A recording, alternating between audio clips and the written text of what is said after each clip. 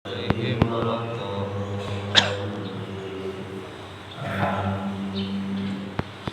kepada Ustaz Burhani waktu dan tempat dipersilakan. Bismillahirrahmanirrahim. Assalamualaikum warahmatullahi wabarakatuh.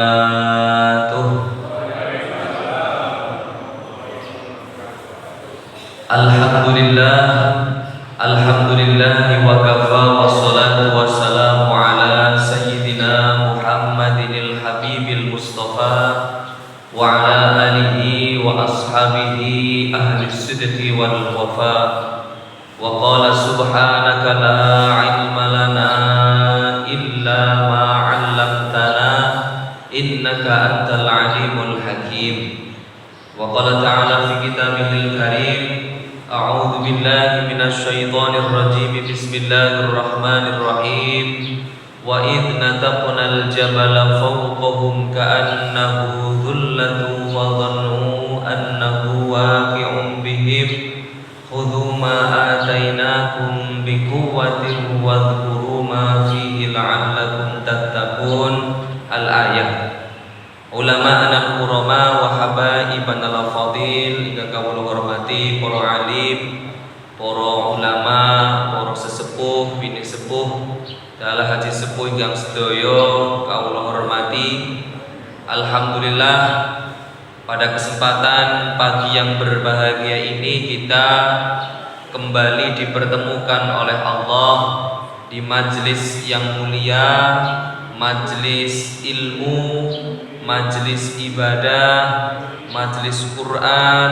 Mudah-mudahan kumpulnya kita ini adalah perkumpulan yang diridhoi oleh Allah Subhanahu wa taala.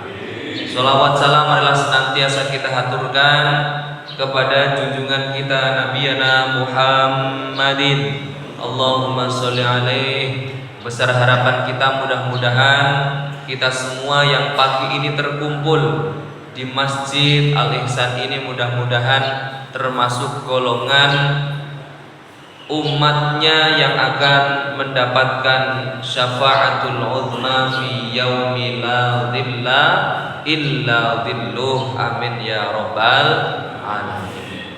Bapak Ibu hadirin hadirat rahimakumullah, pada kesempatan yang singkat ini, karena ini masih berada di bulan Rabiul Awal atau bulan Maulid, ada yang menyebutnya Maulud, maka kita bahas sedikit tentang bagaimana Rasulullah Shallallahu Alaihi Wasallam. Tujuannya apa? Agar kita semakin mengenal, kita semakin dekat dengan Rasulullah Shallallahu Alaihi Wasallam. Hadirin hadirat yang dimuliakan Allah, ada satu ayat di dalam Al-Quran yang barangkali kita semuanya sudah hafal, dan di bulan Maulid ini tentu banyak sekali dibaca, yaitu laqad ja'akum rasulun min anfusikum azizun alaihi ma anittum harisun alaikum bil mu'minina raufur rahim. Ini ayat-ayat terakhir dalam surah Baroah atau surah At-Taubah. Ada yang menarik dari ayat ini Bapak Ibu. Jadi sejarah pengumpulan Al-Quran itu dimulai sejak zaman sahabat Abu Bakar. Pengumpulannya itu dari mulai zaman sinten? Zaman sahabat Abu Bakar. Kalau penulisannya itu nanti mulai pada zamannya sahabat Utsman. Makanya ada istilah Quran Utsmaniyah, Mushaf Utsmaniyah, kan ngoten. Kalau panjenengan beli Al-Quran sekarang itu kan tersedia Mushaf Utsmaniyah. Kenapa? Karena penulisan Al-Quran itu dari mulai sahabat Utsman. Tapi pengumpulan Al-Quran itu dari mulai sahabat Abu Bakar.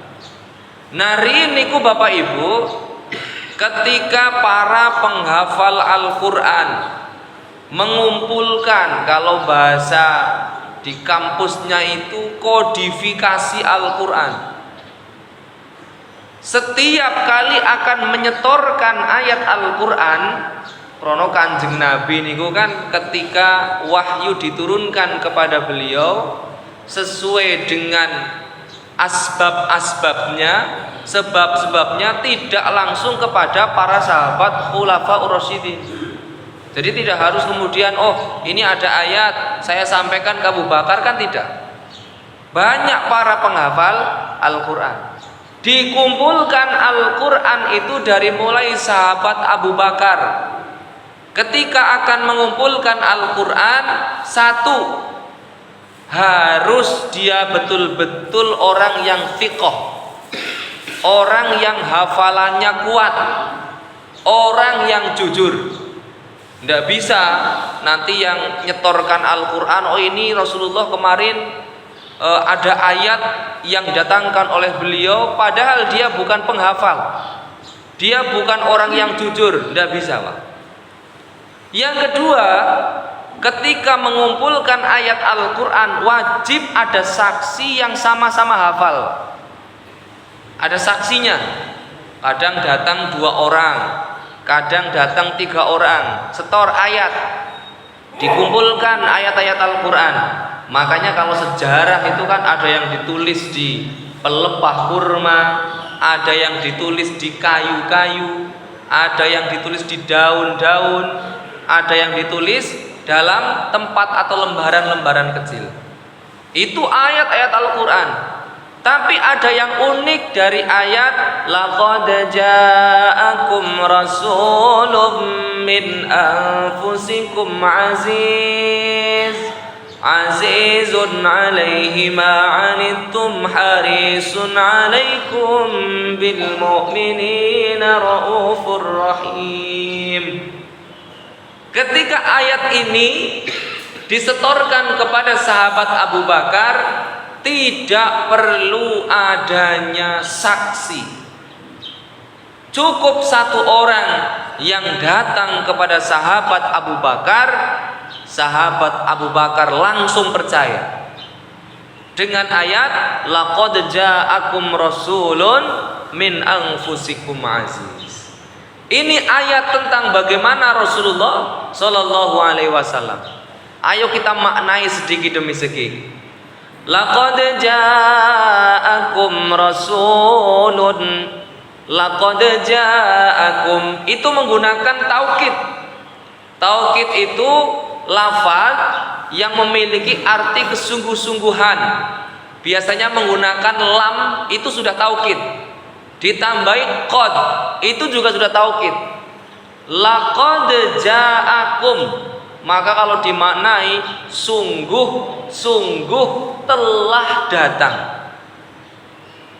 Sungguh-sungguh telah datang kepada kalian laqad ja'akum rasulun, yaitu seorang rasul. Siapa? Rasulullah sallallahu alaihi wasallam. Kenapa kok harus dengan menggunakan laqad? Karena banyak orang yang tidak percaya dengan datangnya Rasulullah sallallahu alaihi wasallam. Walaupun sebagian bahkan dikatakan sudah ada di kitab-kitab sebelum Al-Quran. Kitabnya Allah itu kan ada berapa Bapak Ibu? Ada 4. Yaitu apa?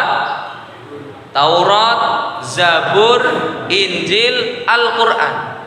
Ini yang disebut dengan kitab Samawi. Dalam kitab Samawi itu sudah ada nama-nama Rasulullah Shallallahu Alaihi Wasallam. Di dalam Injil itu bahkan ada kata Ahmad, itu Rasulullah.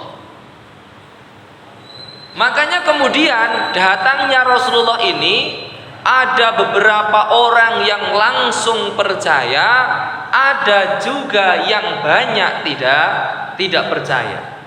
Makanya ayatnya menggunakan laqad ja'akum, sungguh telah datang kepada kalian seorang rasul. Dalam kitab-kitab terdahulu itu sudah tertulis.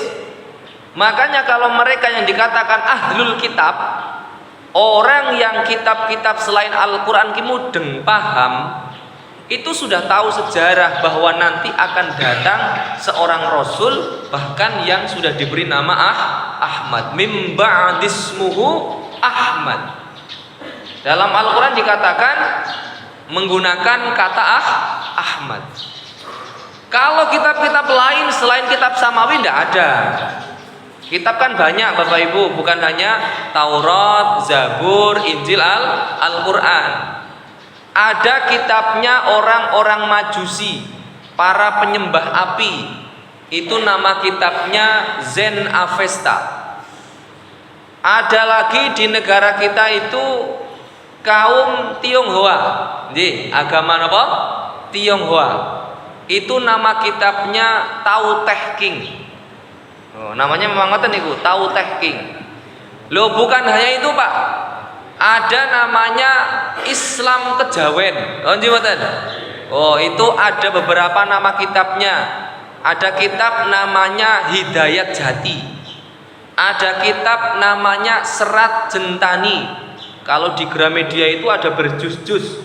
Tulisannya malah Serat Centini. Oh, itu ada banyak jusnya, Pak. Jadi kitab Serat Jentani itu juga ada banyak. Ada lagi namanya Darmo Gandul. Nah, mesti kenal, sing sepuh-sepuh saya akan kenal. Namanya Darmo Gandul. Itu kitab-kitab orang Jawa, Pak. Lah kalau yang kitab-kitab ini tadi, Zen Avesta, Tao Te King, Hidayat Jati, Serat Jentani, Darmo Gandul, niku mboten wonten jenenge Kanjeng Nabi. Tapi kalau di Taurat, Zabur, Injil itu ada. Dikatakan namanya Ahmad. Nah, ini laqad ja'akum rasulun, telah datang kepada kalian seorang rasul. Makanya menjadi tolok ukur keimanan kita diantaranya iman kepada para rasul. Amana billahi wa malaikatihi wa rusulih, dengan para rasul. Loh, kalau menjadi bagian daripada keimanan, mongkon jenengan iku cinta kali Kanjeng Nabi, iku dihukumi wajib. Lho, lek mboten cinta kali Kanjeng Nabi, bagaimana caranya kita beriman kepada Rasulullah? Iman kepada Allah berarti wajib cinta kepada Allah. Iman kepada kitab-kitabnya Allah, maka wajib cinta kepada kitabullah. Iman kepada Rasul, maka wajib cinta kepada Rasulullah. Lho, teng mriku-mriku niku dianggap mencintai Rasulullah ono maulidan ngoten niku dianggap berlebihan. Padahal mboten. Syair-syairnya memang bahasanya dengan menggunakan bahasa cinta, Pak. Bahasa cinta dengan bahasa ilmiah itu benten. Orang yang sedang kasmaran ini, yang muda-muda kan, aku tidak bisa hidup tanpamu, kan ngoten. Lho niku lek dihukumi musyrik ya musyrik, Pak. Sing gawe urip mergo Gusti Allah. Lho teng Burdah niku wonten syair ngoten. Ya akramal khalqi ma liman aludhu bihi siwaka inda khulu lidhil adil karami.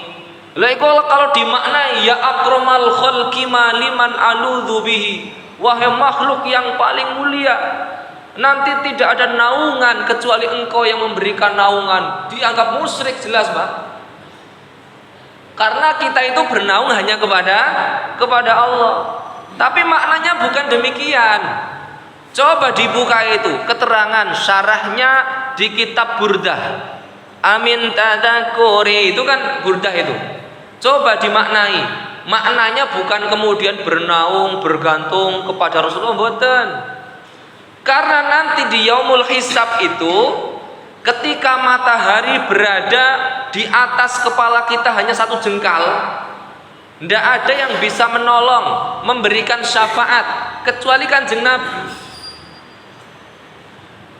Para umat-umat niki menungso niki pertama sowan Nabi Adam. Sowan ning pundi? Nabi Adam. Lho Nabi Adam ra iso ngeki syafaat jenengan. Njaluk tulung niki kok iso kebakar kabeh, matahari begitu dekatnya, panasnya luar biasa. Ra iso aku ra iso ngoten Nabi Adam. Njaluk tulung Nabi Musa. Berbondong-bondong ke Nabi Musa, yo ndak bisa menolong. Kemudian ayo coba orang aku ra iso ning nggone Nabi Ibrahim. Nabi Ibrahim juga ndak bisa. Nabi Ibrahim merintahkan ayo ning nggone Nabi Isa. Nabi Isa juga ndak bisa. Nabi Isa merekomendasikan wis sing iso iki ming Kanjeng Nabi. Makanya kita sering menyebutnya syafaatul uzma. Gimana? Ya kalau ceramah kan syafaatul uzma fi yaumi la dhilla illa dhillu. Itu yang disebut dengan syafaatul uzma. Syafaat itu pertolongan. Jenengan kalau dalam bahasa umum, yo semua orang bisa memberikan syafaat. Karena syafaat maknanya pertolongan. Loh ini tonggone jenengan yo bisa bisa. Tapi nanti ada syafaat yang itu hanya Rasulullah yang bisa.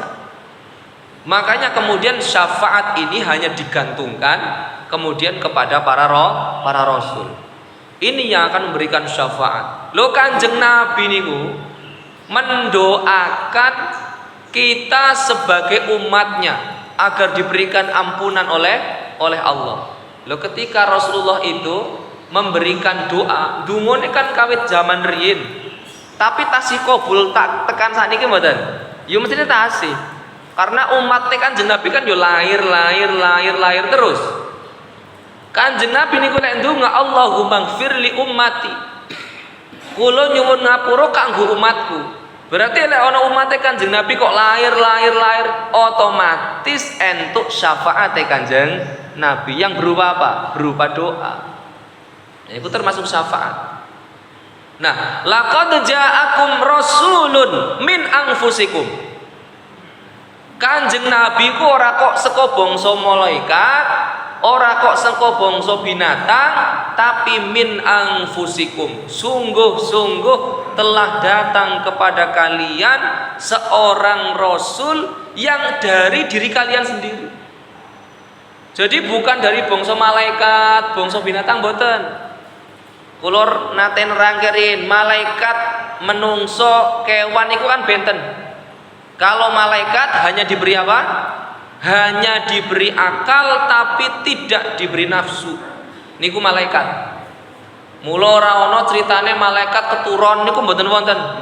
Malaikat dikon jabut nyawa kok keturon, ora sida mati no sing iki. Ora ana malaikat kok lagi nyantai-nyantai ning angkringan dikongkon Gusti Allah lagi ngopi kan mboten wonten critane. Sebab malaikat itu hanya punya akal, tidak punya nafsu, tidak makan, tidak tidur, tidak berkembang biak. Kan orang ono anake malaikat Jibril sinten kan mboten wonten. Yo malaikat gini kumawon. Diberi akal tapi tidak diberi nafsu. Sebaliknya kalau binatang itu diberi nafsu tapi tidak diberi akal. Nah, niku binatang. Binatang kewan niku kan yo mangan, nggih. Yo nginum, yo iso manak berkembang biak, yo turu barang kan wonten. Kucing kan turu kadang. Sing ora turu iwak gitu ya. Iwak ora iso kedep ya. Niku iwak ora turu gitu. Ning banyu terus ora iso turu, Pak. Loh itu ada nafsunya, ada makan, ada minum, ada berkembang biak, tapi ndak punya otak. Binatang itu ndak punya akal. Makanya yang namanya binatang ya ora sekolah, Pak. Ora ana kok ana kucing mangkat sekolah, misalkan mangkat TPQ kan mboten wonten. Dari zaman dulu yang namanya kambing, yo makannya rumput. Tidak bisa diolah, dioseng-oseng rumput, misalkan rumput rasa balado, sekali-kali mbok digodhog, ngono kan mboten wonten. Yo mangane ngene ku mawon, sebab apa? Tidak punya akal. Tapi manusia diberikan keduanya. Diberikan nafsu, diberikan akal. Maka jika ada manusia akalnya lebih dominan dibandingkan dengan nafsunya, maka bisa lebih mulia daripada malaikat. Contohnya sinten? Kanjeng Nabi. Menungso tapi lebih mulia tinimbang malaikat. Iku Kanjeng Nabi. Sebaliknya ketika ada manusia kok dominan nafsunya dibandingkan dengan akalnya, bisa lebih buruk daripada hewan atau binatang. Mulono kok jenengan menungso diarani buaya darat, kan ngoten nggih mboten? Wong lanang kok diarani apa? Buaya darat. Ada diarani seperti ular, licik seperti ular. Dikatakan seperti serigala berbulu domba. Lha niku gambaran menungso tapi kaya kewan.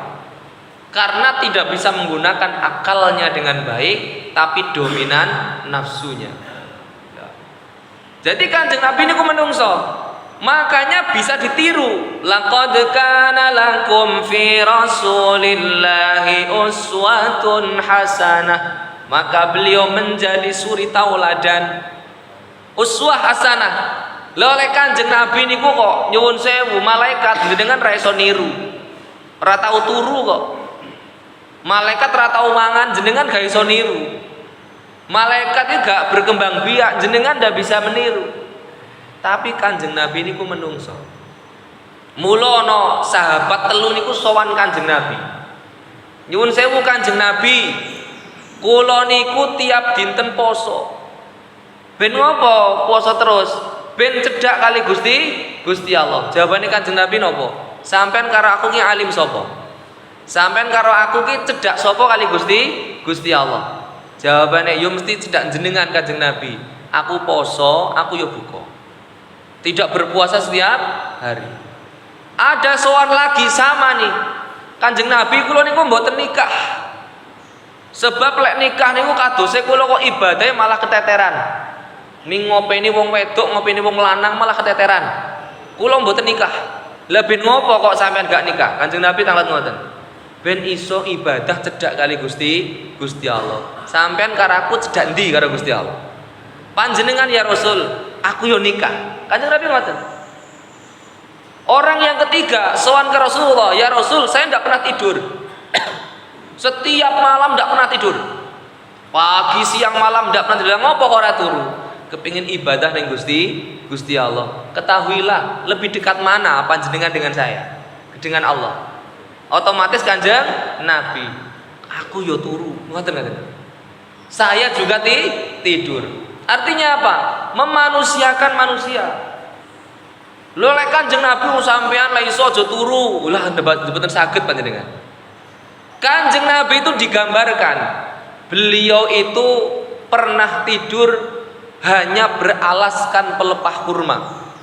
Beliau hanya tidur tidak beralaskan apapun juga pernah. Beliau tidur tidak menggunakan ranjang yang terbuat dari emas. Lho nek jenengan ngoten niku, jenengan saged tidur apa mboten? Mesake wong kere, wong sing ora iso tuku ranjang saka emas. Lho niku Kanjeng Nabi. Kanjeng Nabi itu kalau mau digambarkan betul-betul min anfusikum. Karena dari sisi manusianya itu pasti bisa ditiru. Mula teng hadis niku kita itu disuruh oleh Rasulullah itu membidik saja. Yang namanya membidik tidak harus tepat, tapi minimal panjenengan ingin meniru Kanjeng Nabi. Wah Rasulullah itu setiap malam bangun, yo minimal raketang pindo, ping telu, ping 4, ping 5, ping 6 tiap dino jenengan kudu tangi bengi melu Kanjeng Nabi. Lo Kanjeng Nabi senantiasa setiap hari itu beristighfar.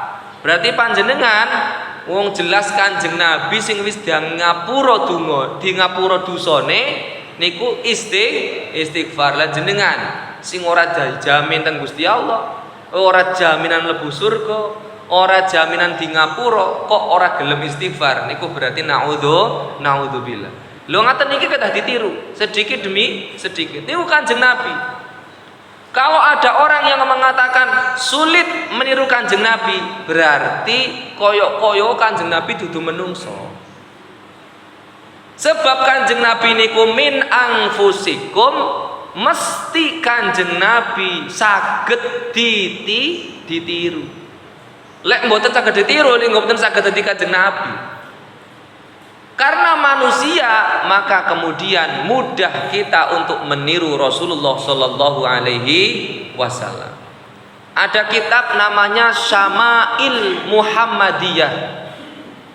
Niku kitab isinya Bapak Ibu, Kanjeng Nabi dari mulai cara beliau berpakaian, cara beliau berjalan, cara beliau itu tertawa, cara beliau tersenyum, cara beliau berbicara, cara beliau duduk, itu ada Pak di kitab itu.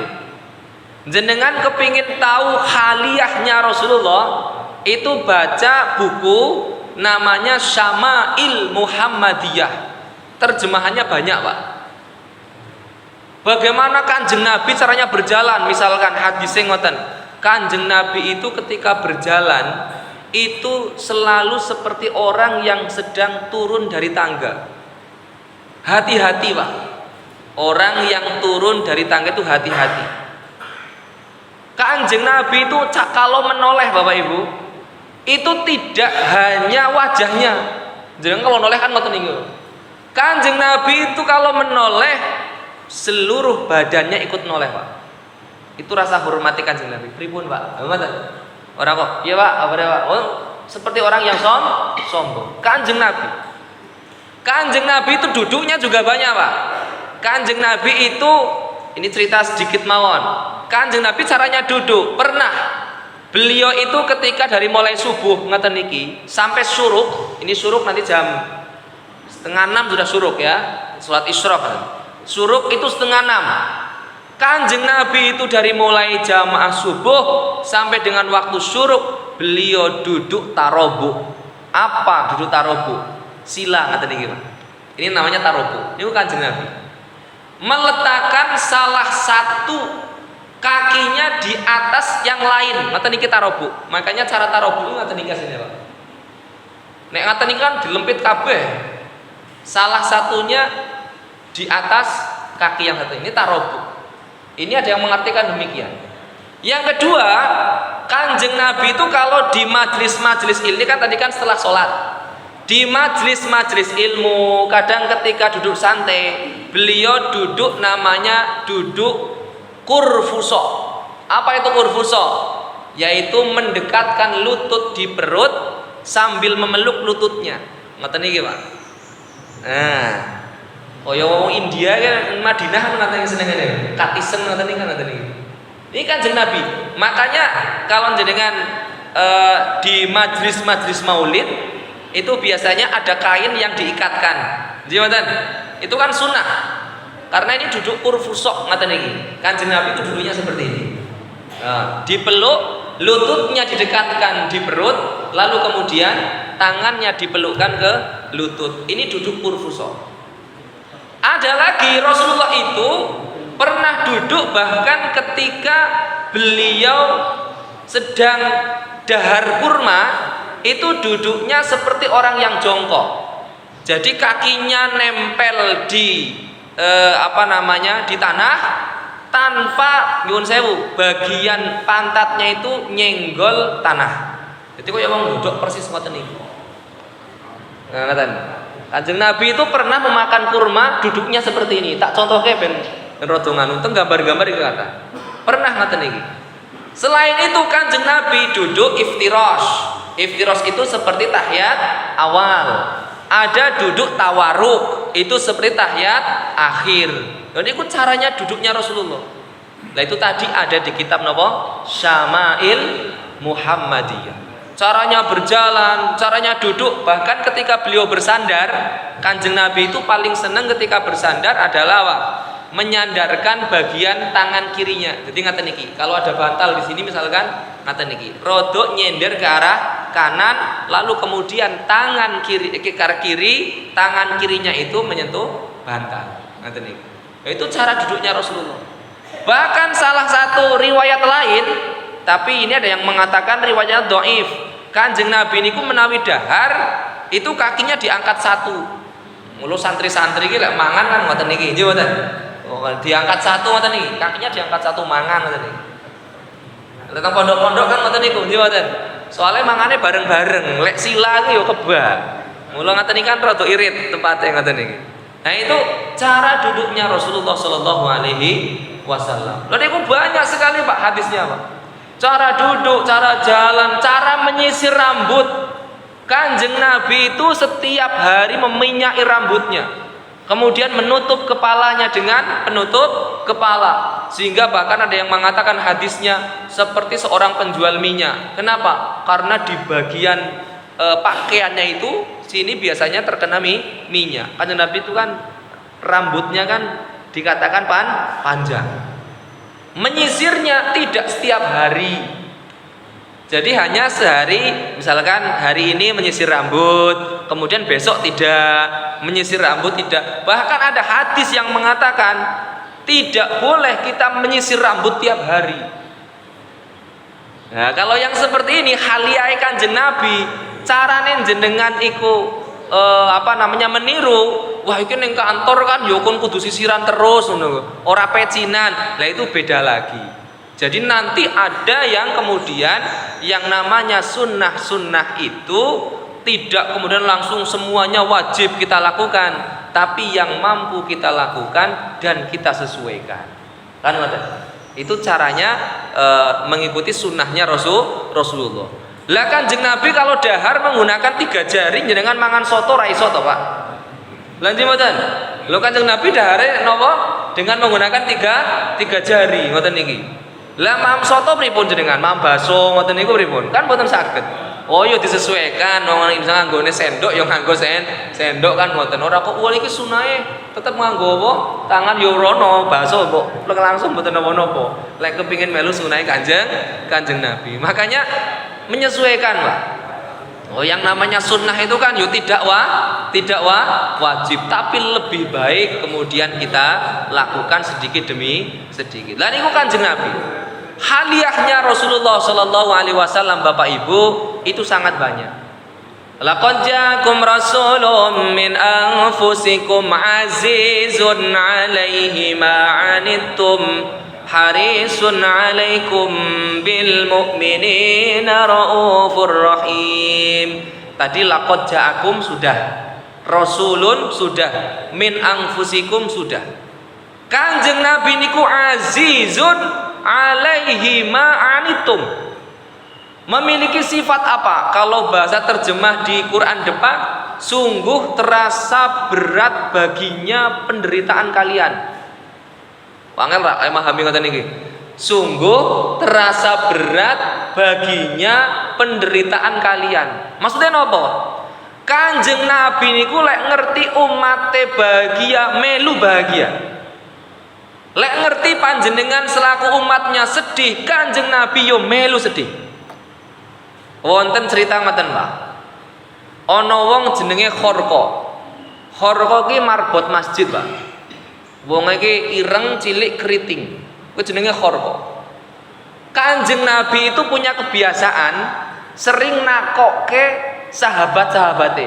Misalkan ngoten iki lho, iki Khorqa ning ndi ora tau ketok. Ngoten. Jadi ora kok alah marbot ora usah ditakoki, ngono mboten. Oke muadzin ora usah takoki ning ndi sembuh, mboten. Kanjeng Nabi itu punya kebiasaan menanyakan sahabat-sahabatnya. Loh, Umar ning ndi ki ora ketok? Oh, mangkat perang. Oh, misalkan. Loh, Abu Bakar ning ndi ora ketok? Oh, lagi dagang ya Rasul. Punya kebiasaan menanyakan sahabatnya. Lah suatu ketika Kanjeng Nabi itu ke musola, tempat sholat yang dimana Khorqa menjadi marbot di sana. Nah, kok ke Khorqa? Ki Khorqa ketoke kok wis pirang-pirang wulan ra tau ketok ning endi. Para sahabat kemudian menjawab, nyuwun sewu Kanjeng Nabi. Khorqa niku mpun sebulan iki pun ninggal. Inna lillahi wa inna ilaihi raji'un. Langsung Kanjeng Nabi sedikit kemudian mengatakan kepada sahabatnya, "Lho, ngopo Khorqa ninggal kok aku ora dikabari?" Ngoten Kanjeng Nabi. Coba bayangkan, Kanjeng Nabi ora kok pimpinan provinsi lho, mboten kok pimpinan negara lho. Niku pimpinannya umat lho, Pak. Ngerti umatnya ninggal, gak ono sahabat sing ngabari. Kanjeng Nabi ku mengangkat suaranya sedikit, mengatakan, "Lu kok ninggal kok orang ngabari aku?" Ngoten Kanjeng Nabi. Ketika demikian Kanjeng Nabi sebegini, "Ayo, di mana Khorqah itu dimakamkan? Ayo kita ke sana, kita sholat di sana. Kita doakan Khorqah." Inilah kalau dalam fikih itu kemudian ada kebolehan sholat di dekat makom. Nah, kan masjid biasanya di belakang itu kalau yang ada makomnya. Kalau di pesantren itu kiainya meninggal itu dimakamkan di mana? Tapi ada yang melarang, dikira nyembah. Lho niku dalile wonten, riwayatnya wonten niku. Khorqah niku meninggal, ayo langsung ning makom, kita sholat ghaib di sana, doakan Khorqah. Ini Kanjeng Nabi. Coba bayangkan, pemimpin umat bukan pemimpin negara, masya Allah, luar biasa. Wah kene misalkan sopo mati tau ke Allah kayak biasa, ora usah tukang sapu, rapopo ngoten niku. Lho Kanjeng Nabi mboten. Khorqah. Bahkan niki kula riwayat saking Gusmus niku. Gusmus cerita ngaten, Kanjeng Nabi niku ngantek ana sahabate ku ingon-ingonen duwe manuk mati ku takziah, Pak. Dadi ana niku sahabate Kanjeng Nabi kok seneng ngingu manuk, Pak. Lah suatu ketika ketemu Kanjeng Nabi kok wajahnya sedih nemen niki yo iki. Ngopo ditakoki teng Kanjeng Nabi nyapa kok sedih men ketoke wajahe ngoten niku. Nganu Kanjeng Nabi, manukku mati ngono.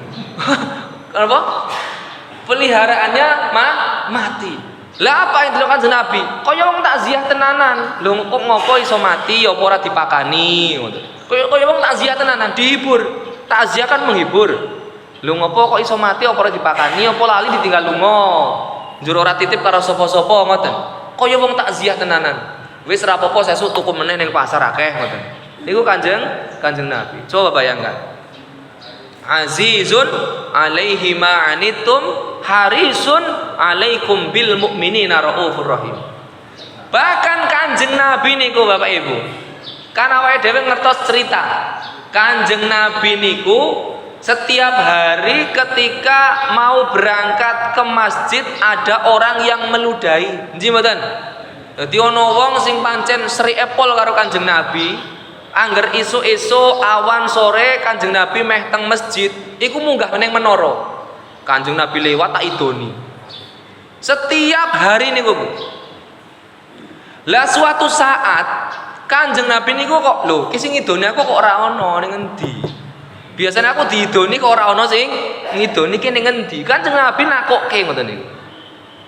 Lho kok ora ana ning endi ki sing ngidoni aku? Takok karo sahabate, nyuwun sewu Kanjeng Nabi niku sing biasane ngidoni jenengan niku sakit. Lho, ayo rono dongokke bareng-bareng. Lho, orang yang meludahi Rasulullah setiap hari, yang diludahi itu orang yang pertama kali menjenguk ketika sakit. Ra ono tunggale ngoten iki, Pak. Sahabat-sahabat saja sing ngapok-ngapokke, kapok kowe priyang tiap dina ngidoni Kanjeng Nabi. Lho niki Kanjeng Nabi malah mboten. Kanjeng Nabi itu mengetahui orang yang setiap hari meludahi Rasulullah itu ketika sakit, justru Kanjeng Nabi orang yang pertama kali menjenguk orang yang meludahi. Ini lek kula tanglet jenengan termasuk Kanjeng Nabi niku memaafkan atau tidak, Pak? Memaafkan atau tidak, Pak? Mboten memaafkan. Kenapa tidak memaafkan? Karena Rasulullah sebelumnya tidak marah. Kecuali kalau Kanjeng Nabi itu setiap hari diludahi njur nesu, ngoten niku. Datangnya Rasulullah mendoakan orang yang meludahi itu bagian daripada memaafkan. Lah Kanjeng Nabi niku mboten nesu kok. Kanjeng Nabi ndak marah kok. Maka datangnya Rasulullah ke tempat orang yang meludahi ketika sakit itu bagian daripada memanusiakan manusia. Lek coro bahasa ning Semarang nguwongke. Mengko padha-padha wonge kok. Lagi mriyang ya ditiliki. Lah ini sifat-sifatnya Rasulullah Bapak Ibu. Jadi banyak sekali sifat-sifatnya Rasulullah itu banyak sekali. Teng napa maulid kan wonten niku. Walaqad intasafa sallallahu alaihi wasallam min mahasinil akhlaq. Akhlak yang paling baik. Bima tadiku an kitabati butunul awraq. Tertulis di mana-mana sifatnya Rasulullah. Wa kana sallallahu alaihi wasallam ahsanan nasi khuluqan wa khalqa. Akhlaknya paling baik, jasadnya paling baik. La yaf'alu illa ma'rufa wa la yaqulu wa la yaf'alu illa ma'rufa. Allah Kanjeng Nabi itu la yaqulu, tidak pernah berkata-kata, wa la yaf'alu, tidak pernah bertindak apapun illa ma'rufa, kecuali yang baik. Idza da'ahul miskinu ajabahu ijabatan mu'ajjalah. Wa huwal abu syafiqur rahimu bil yatimi wal armalah. Lha kutang maulid situ duror. Lho Kanjeng Nabi itu idza da'ahul miskin, ketika ada orang miskin kok memanggil, ana wong ngemis njaluk-njaluk, ijabatan muajjalah, wong sing paling cepet oleh ngeki. Niku Kanjeng Nabi. Idza da'ahul miskin wajabahu ijabatan muajjalah wa huwal abu syafiqur rahimu bil yatimi wal armalah. Apalagi kok ning gone anak yatim, ning gone rondo-rondo. Wah, pokoke paling nyah-nyoh.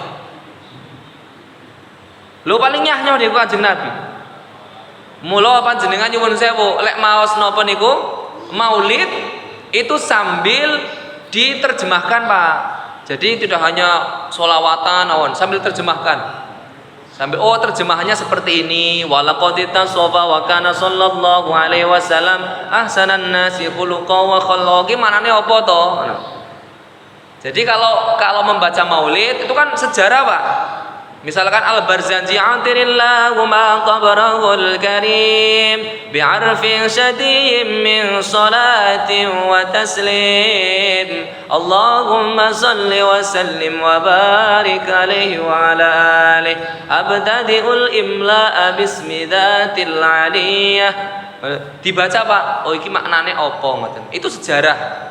Sejarah Kanjeng Nabi mulai lahir sampai dengan ketika berjuang, sifat-sifatnya Rasulullah sampai dengan beliau meninggal, itu ada di maulid-maulid Al-Barzanji, Ad-Dibai, Syaraful Anam, Simtud Duror, ini sami, Pak.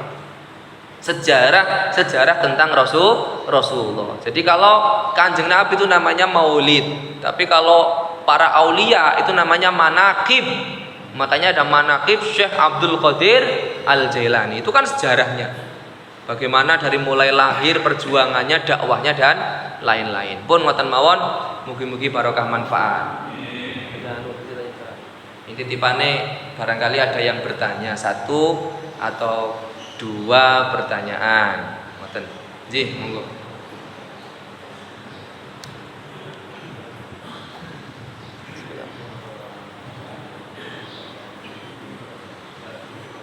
Assalamualaikum warahmatullahi wabarakatuh. Waalaikumsalam warahmatullahi wabarakatuh. Tadi Pak Ustadz menyinggung masalah turunnya Al-Quran dan Sunnah.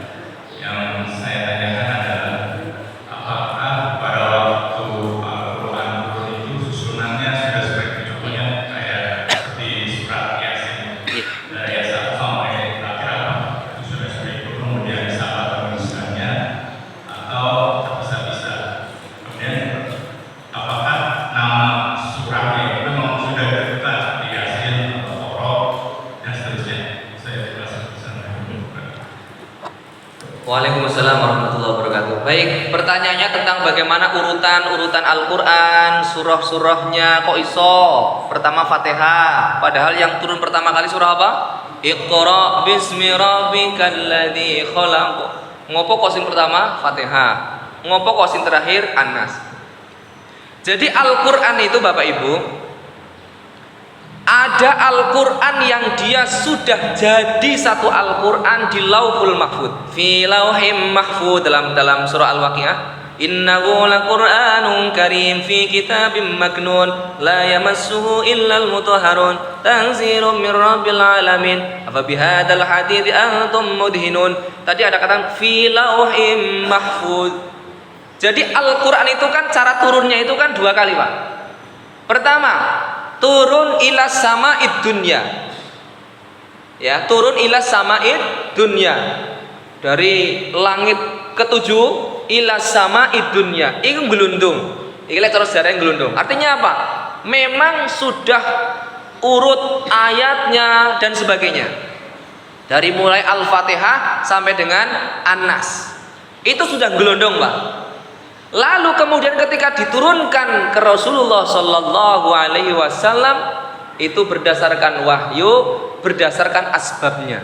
Asbab itu sebab-sebabnya. Makanya ada ilmu asbabun nuzul, sebab-sebab turunnya Al-Quran. Oh, ini Kanjeng Nabi ketika menerima wahyu dikatakan ya ayyuhal muddatsir, wahai orang-orang yang berselimut. Wah, Kanjeng Nabi sedang dalam kondisi tidur. Ini ketika akan menerima wahyu misalkan. Oh, ini ada sababun nuzulnya, kenapa demikian? Laqad ja'akum, kenapa turun? Ada asbabun nuzulnya. Jadi kalau turunnya di langit, di Lauhul Mahfuz itu Al-Quran itu bisa ngelondong, Pak. Tapi ketika turun di bumi itu mencar-mencar. Nah pertanyaannya, lah piye carane kok iso ngurutke Al-Fatihah tekan An-Nas? Itu namanya tauqifi. Kalau dalam bahasa ulumul Quran itu namanya tauqifi, dan itu berdasarkan pada wahyu. Berdasarkan pada apa? Pada wahyu. Lah pengkodifikasiannya ini kan mengikuti Kanjeng Nabi. Rasulullah Shallallahu Alaihi Wasallam itu walaupun kemudian pengumpulan Al-Quran, penulisan Al-Quran, penulisannya itu mulai sahabat Utsman. Saya katakan tadi Al-Quran dikumpulkan itu mulai sahabat Abu Bakar. Jadi lama sebenarnya, Pak. Dari mulai sahabat Abu Bakar itu lama, Pak. Dan sudah mulai diurutkan sedikit demi sedikit, tapi belum ditulis menjadi satu mushaf. Jadi sudah diurutkan. Ini kalau ulumul Qur'annya, fi ulumil Qur'an, ini sejarahnya demikian. Jadi Al-Qur'annya wis gelondong, adapun urutan bagaimana kok tata letaknya bisa seperti ini, ayatnya kok bisa urut Yasin sampai dengan paling akhir innama amruhu idza arada syai'an, ngurut kene piye? Padahal tidak, turunnya kan tidak urut satu surah. Tapi dalam satu surah pun bisa jadi ayat ini turun, baru ayat ini dan sebagainya. Itu namanya tauqifi. Jadi tetap berdasarkan wahyu. Oleh coro di berdasarkan otaknya manusia, nanti namanya bukan tauqifi, tidak terjaga namanya. Inna nahnu nazzalna dzikra wa inna lahu lahafidun. Inna nahnu nazzalna dzikra, sesungguhnya kita, bahasanya kita, bukan aku kata Allah. Inna nahnu, sesungguhnya kita, nazzalna dzikra, menurunkan Al-Quran, wa inna lahu lahafidun, Allah yang menjaga. Jadi yang menurunkan kenapa menggunakan bahasa kita? Sebab tidak Allah langsung yang menurunkan, tapi melalui malaikat Jibril. Malaikat Jibril pun apakah semuanya langsung kepada Rasulullah Sallallahu Alaihi Wasallam? Oh, dalam riwayat itu bahkan hanya dengan menggunakan suara saja. Ada yang melalui mimpi, ada yang melalui suara gemercik air dan sebagainya. Ini kan sejarahnya demikian. Jadi cara pengkodifikasiannya itu semuanya berdasarkan wahyu, berdasarkan pada ayat inna nahnu nazzalna dzikra wa inna lahu lahafidun. Dikumpulkan nyicil dari mulai sahabat Abu Bakar sembari diurutkan, tapi mulai ditulis dalam satu mushaf, dibukukan itu pada zaman sahabat Utsman. Ngoten di Panji. Nggih. Kembali. Sambung. Al-Fatihah. A'udzu billahi minasyaitonir rajim. Bismillahirrahmanirrahim. Alhamdulillahirabbil alamin arrahmanir rahim maliki yaumiddin. Iyyaka na'budu wa iyyaka nasta'in ihdinas siratal mustaqim siratal ladzina an'amta 'alaihim ghairil maghdubi 'alaihim waladdallin. Amin. A'udzu billahi minasyaitonir rajim. Bismillahirrahmanirrahim. Allahumma shalli wa sallim ala sayyidina wa habibina wa syafi'ina wa dufrina maulana Muhammad. Alhamdulillahirabbil alamin. Hamdan na'imin, hamdash syakirin, hamdad dzakirin. حمدا يوافي نعمه ويكافئ مزيده يا ربنا لك الحمد كما ينبغي لجلال وجهك الكريم وعظيم سلطانك اللهم صل على سيدنا محمد صلاة تنجينا بها من جميع الأهوال والآفات وتقضي لنا بها جميع الحاجات وتطهرنا بها من جميع السيئات وترفعنا بها عندك أعلى الدرجات وتبلغنا بها أقصى الغايات من جميع الخيرات في الحياة وبعد الممات وعلى آله وصحبه وسلم اللهم صل على سيدنا محمد صلاة تبلغنا بها حج بيتك الحرام وزيارة قبر نبيك عليه أفضل الصلاة والسلام في لطف وعافية وسلامة وبلوغ المرام وعلى آله وصحبه وسلم ربنا هب لنا من أزواجنا وذريتنا قرة أعين واجعلنا للمتقين إماما ربنا آتنا في الدنيا حسنة وفي الآخرة حسنة وقنا عذاب النار وادخلنا الجنة مع الأبرار يا عزيز يا غفار يا رب العالمين سبحان ربك رب العزة عما يصفون وسلام على المرسلين والحمد لله رب العالمين بسر الفاتحة أعوذ بالله من الشيطان الرجيم بسم الله الرحمن الرحيم الحمد لله رب العالمين الرحمن الرحيم مالك يوم الدين إياك نعبد وإياك نستعين اهدنا الصراط المستقيم صراط الذين أنعمت عليهم غير المغضوب عليهم ولا الضالين آمين wa'alaikum minkum. Assalamualaikum warahmatullahi wabarakatuh. Terima kasih kami sampaikan kepada Ustaz Burhan Ali. Semoga apa yang disampaikan dan kita dengarkan bersama menjadi ilmu yang bermanfaat. Kami sampaikan beberapa informasi. Yang pertama, untuk pengajian Harafi PADB besok tanggal 24 di Masjid Al-Aqsa ini dengan pembicara Bapak Dr. K.H. Fakhrul Razi MAG, dosen UIN Walusono Semarang. Yang kedua, untuk pengajian umum Maulid Nabi insya Allah diadakan tanggal 30 September pada subuh dengan pembicara Habib Ja'far Shadiq Al-Musalam. Demikian, mari kita tetap bersama dengan bacaan hamdalah. Alhamdulillahirabbil alamin. Assalamualaikum warahmatullahi wabarakatuh. Waalaikumsalam